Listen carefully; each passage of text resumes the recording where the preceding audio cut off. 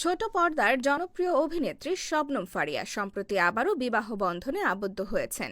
বিয়ের পর সামাজিক মাধ্যমে আলোচনা সমালোচনার মাঝে এক আবেগঘন পোস্ট দিয়েছেন তিনি। ফারিয়া মন্তব্য করেছেন, একটি সম্পর্ক ভাঙার পর আবার নতুন করে ভালোবাসা, বিশ্বাস ও আস্থা রাখা বিশাল সাহসের ব্যাপার। এর জন্য শক্তি লাগে, লজ্জা নয়। শনিবার 25 অক্টোবর ওই পোস্টে অভিনেত্রী লেখেন, কেউ এই ভেবে বিবাহ বন্ধনে আবদ্ধ হন না যে একদিন এই সম্পর্কের ইতি ঘটবে। ভালোবাসা, ধৈর্য আর আশা নিয়ে আমরা সবাই চেষ্টা করি যেন সম্পর্কটা টিকে থাকে। আমরা যতই শক্তিশালী, শিক্ষিত বা সফল হই না কেন, আমাদের মন চায় সম্পর্কটা আঁকড়ে ধরতে, যদি না এর মাঝে কোনো বিশ্বাসঘাতকতা থাকে। এরপর তিনি যোগ করেন, যারা একাধিকবার বিয়ে করেছেন তারা তাদের অতীত নিয়ে গর্ব করেন না। একটা সম্পর্ক ভাঙার পর আবার নতুন করে ভালোবাসা, বিশ্বাস ও আস্থা রাখা বিশাল সাহসের ব্যাপার।